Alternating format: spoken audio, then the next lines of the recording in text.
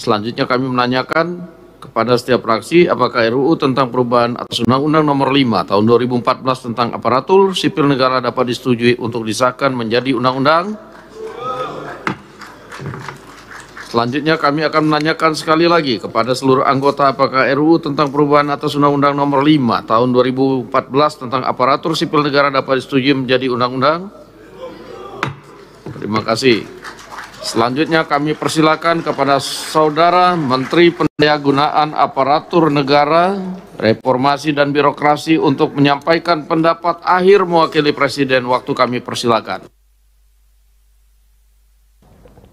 Assalamualaikum warahmatullahi wabarakatuh. Shalom, Om Swastiastu, Namo Buddhaya, salam kebajikan, salam sejahtera untuk kita semua. Beli cendol di stasiun Cikini, pulangnya mampir ke Gondang Dia. Mari sukseskan RUU ASN ini demi ASN yang semakin bahagia. Yang kami hormati Ketua dan Wakil Ketua DPR RI, para Ketua Fraksi, Ketua dan Pimpinan Komisi 2 DPR RI, seluruh anggota DPR RI, para menteri yang hadir atau yang mewakilkan, teman-teman dari BKN, LAN, hadir juga Ketua Asosiasi Persatuan Gubernur seluruh Indonesia, bisa berdiri.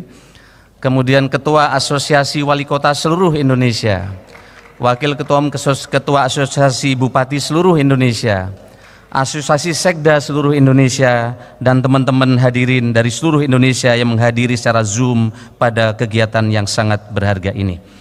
Hadirin yang kami hormati, izinkan kami dalam kesempatan yang baik ini menyampaikan ucapan terima kasih pemerintah kepada para anggota Dewan yang terhormat yang telah dengan sangat luar biasa menjalani seluruh rangkaian proses persidangan hingga tiba pada sidang paripurna hari ini untuk meminta persetujuan pengesahan rancangan undang-undang tentang aparatur sipil negara atau RUU ASN.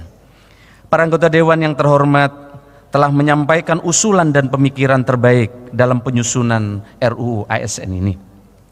Terima kasih pula kami haturkan sebagai Menpan RB kepada Menteri Keuangan, Menteri Hukum dan HAM, Menteri Dalam Negeri, dan berbagai kementerian lembaga lainnya yang turut mendukung penyelesaian RUU ini. Dengan dukungan anggota Dewan yang terhormat, kita akan memasuki babak baru transformasi manajemen ASN.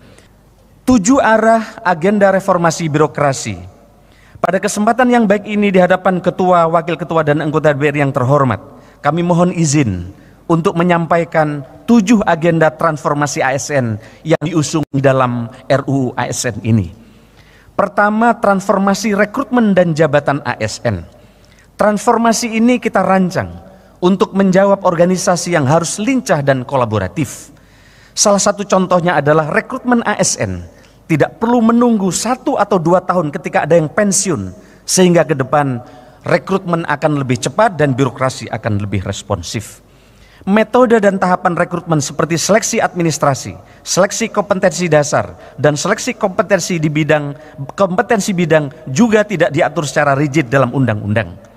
Hal ini untuk memudahkan kita merekrut tenaga profesional yang telah memiliki pengalaman unggul di bidangnya. Selain itu, rekrutmen ASN harus diselenggarakan mengacu pada prioritas nasional, sehingga ketika negara menjadikan kedaulatan pangan, digitalisasi, hilirisasi, dan antisipasi perubahan iklim sebagai prioritas nasional, maka rekrutmen ASN seharusnya diarahkan untuk instansi-instansi yang menjadi leading sektor terkait hal tersebut, serta untuk daerah-daerah yang menjadi sentra akselerator untuk sektor-sektor tersebut.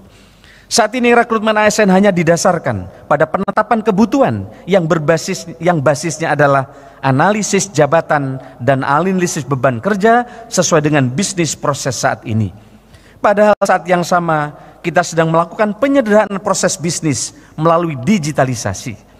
Hal ini menyebabkan tidak adanya korelasi antara jumlah dan jenis jabatan ASN dengan apa yang menjadi prioritas nasional. Dalam hal penataan jabatan ASN, dilakukan penyederhanaan pengelompokan dan klasifikasi jabatan sehingga lebih lincah untuk mengikuti tantangan dan kebutuhan organisasi. Yang kedua, terkait dengan kemudahan mobilitas talenta nasional. Kemudahan ini kita dedikasikan untuk mengatasi kesenjangan talenta yang selama ini yang masih terpusat di kota-kota besar, sehingga banyak daerah-daerah terpencil kesulitan mendapatkan dokter-dokter hebat, guru-guru hebat, dan juga mendapatkan nakes-nakes yang hebat begitu susah. Mobilitas talenta akan berorientasi Indonesia sentris, sehingga dukungan keberadaan ASN terutama di daerah 3T akan turut mendukung pemerataan pembangunan ekonomi nasional. Fleksibilitas mobilitas talenta ini juga memastikan dengan jelas bahwa PNS yang diangkat menjadi pejabat negara, komisioner atau anggota lembaga non-struktural maupun dalam penugasan ke organisasi dunia tidak kehilangan hak kepegawaiannya selama menjalankan tugas tersebut. Pintu untuk ASN mobile keluar instansi pemerintah seperti di TNI dan Polri atau BUMN. Selama ini TNI Polri banyak masuk ke instansi pemerintah, tapi ASN tidak bisa masuk ke TNI Polri. Tapi dengan undang-undang ini ASN bisa masuk ke TNI Polri. Juga sudah mulai dibuka dengan adanya undang-undang ASN ini. Ini sangat didorong oleh untuk mobile sebagai bentuk pengembangan dirinya. Begitu juga terkait dengan mutasi. Selama ini para bupati, wali kota, gubernur, dan para menteri mengeluhkan, dan selama ini persyaratan untuk melakukan mutasi sangatlah rigid, sehingga muncul stigma bahwa sulit untuk memindahkan seorang pegawai ASN. Contohnya untuk memindahkan seorang pejabat pimpinan tinggi membutuhkan waktu paling kurang 2 tahun. Ketiga, soal percepatan pengembangan kompetensi ASN. Pola pengembangan kompetensi ASN tidak lagi klasikal seperti penataran, tetapi mengutamakan experiential learning seperti magang, on the job training yang semuanya menjadi bagian dari upaya untuk meningkatkan kompetensi ASN menuju birokrasi berkelas dunia. Pengembangan kompetensi tidak lagi dimaknai sebagai hak, melainkan suatu kewajiban bagi pegawai ASN. Untuk itu instansi pemerintah wajib memberikan kemudahan akses belajar bagi pegawai ASN. Selama ini kesempatan untuk memperoleh akses pengembangan kompetensi tidaklah merata. Pelaksanaan pengembangan kompetensi juga belum dikaitkan dengan kebutuhan ASN itu sendiri. Terkadang ASN memilih untuk mengikuti diklat apapun hanya untuk menggugurkan syarat minimal 20 jam pelajaran secara klasikal. Keempat, penataan tenaga non-ASN. Dengan perluasan mekanisme dan skema kerja untuk memastikan 4 prinsip. Pertama, terkait dengan tenaga honorer, tidak ada pemberhentian massal terhadap tenaga non-ASN. Kedua, tidak ada pengurangan pendapatan dari yang diterima tenaga non-ASN saat ini. Ketiga, tidak menimbulkan tambahan beban fiskal yang signifikan. Dan keempat, tetap memenuhi mekanisme yang diatur dalam peraturan perundang-undangan dengan skema nanti yang ditentukan sesuai kesepakatan anggota DPR adalah dengan skema penuh waktu dan paruh waktu. Kelima, terkait dengan reformasi pengelolaan kinerja dan kesejahteraan ASN. Saat ini sebanyak 99% kinerja individu dinyatakan baik dan sangat baik. Karena pimpinan tanda tangan hanya 2 pilihannya. Pegawai di bawahnya baik atau sangat baik.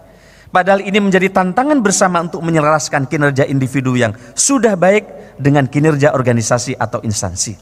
Hal ini yang belum selaras mengingat kita masih mendapati keluhan-keluhan pelayanan publik. Di dalam RUU ASN, kita ingin mendorong agar kinerja individu selaras dengan kinerja organisasi sehingga pelayanan publik semakin baik. Dalam undang-undang ini, kesejahteraan ASN sangat dikaitkan dengan kinerja ASN yang bersangkutan. Selama ini ASN yang berkinerja mendapatkan tunjangan kinerja sama dengan ASN yang hadir di kantor untuk memenuhi presentasi kehadiran. Hal ini menyebabkan tidak adanya motivasi ASN untuk meningkatkan kinerja. Sebaliknya untuk ASN yang tidak berkinerja, undang-undang ini memberikan penekanan bahwa ASN yang tidak bekerja dapat diberhentikan. Selama ini kita sangat sulit sekali untuk memberhentikan ASN yang sudah secara nyata terbukti tidak berkinerja. Adapun terkait dengan kesejahteraan, manajemen kesejahteraan PNS dan P3K akan digabung, termasuk P3K mendapatkan hak pensiun dengan skema defined contribution. Selain itu dalam skema penghargaan akan dikaitkan dengan kinerja ASN. Keenam, digitalisasi manajemen ASN akan terus diperkuat dan diintegrasikan untuk memastikan struktur, budaya, dan kompetensi digital para ASN agar senantiasa berkembang secara baik dan optimal. Oleh karena itu, kompetensi digital menjadi salah satu kompetensi wajib dan penting untuk dimiliki seluruh ASN. Selain itu, transformasi digital merupakan salah satu bentuk penguatan pengawasan sistem merit yang menjadi fokus dan perhatian pemerintah. Digitalisasi akan menjadi jawaban terhadap permasalahan pelanggaran sistem merit yang selama ini masih sulit untuk dihindari.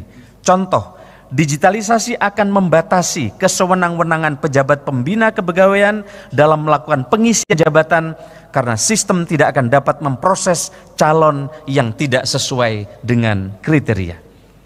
Selama ini masing-masing instansi pemerintah membuat sistem informasi sendiri dan tidak terkoneksi secara nasional. Melalui undang-undang ini diharapkan instansi pemerintah tidak perlu melakukan investasi secara masing-masing untuk membangun suatu sistem informasi manajemen ASN karena dimandatkan melalui undang-undang untuk diwujudkan platform digital yang terintegrasi.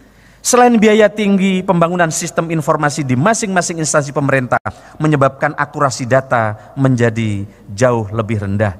Ini sejalan dengan upaya pemerintah untuk mengintegrasikan aplikasi pemerintah yang kini dibangun melalui sistem pemerintah berbasis elektronik dan sekarang lebih dari 27 aplikasi yang menyebabkan rakyat susah mengakses pelayanan dengan baik. Ketujuh atau yang terakhir, penguatan budaya kerja dan citra institusi. Pada undang-undang ini, nilai dasar akan disimplifikasi agar mudah dipahami dan berlaku sama di setiap instansi pemerintah. Nilai-nilai dasar tersebut terangkum dalam berakhlak atau berorientasi pelayanan, akuntabel, kompeten, harmonis, loyal, adaptif, dan kolaboratif. Setiap instansi pemerintah memiliki core values yang berbeda-beda dan pejabat pembina kepegawaian bisa menggantinya setiap saat sehingga tidak ada kesatuan nilai dasar ASN selama ini. Padahal sesuai dengan perannya, ASN ini adalah perekat dan pemersatu bangsa.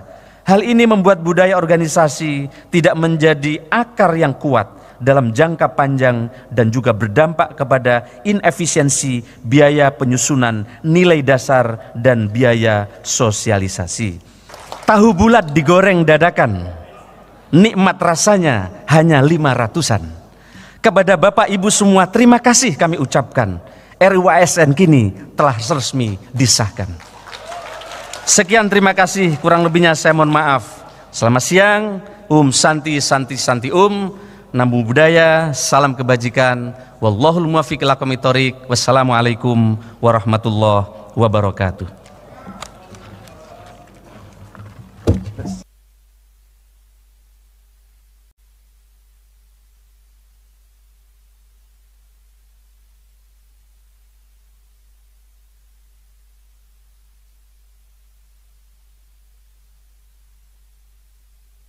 Terima kasih kami ucapkan kepada Saudara Menteri Pendayagunaan Aparatur Negara dan Reformasi Birokrasi yang telah menyampaikan pendapat akhir mewakili Presiden dengan rigid. Selanjutnya kami akan menanyakan kembali kepada seluruh peserta sidang, apakah RUU tentang aparatur sipil negara dapat disetujui untuk disahkan menjadi undang-undang? Interupsi ada waktunya nanti ya.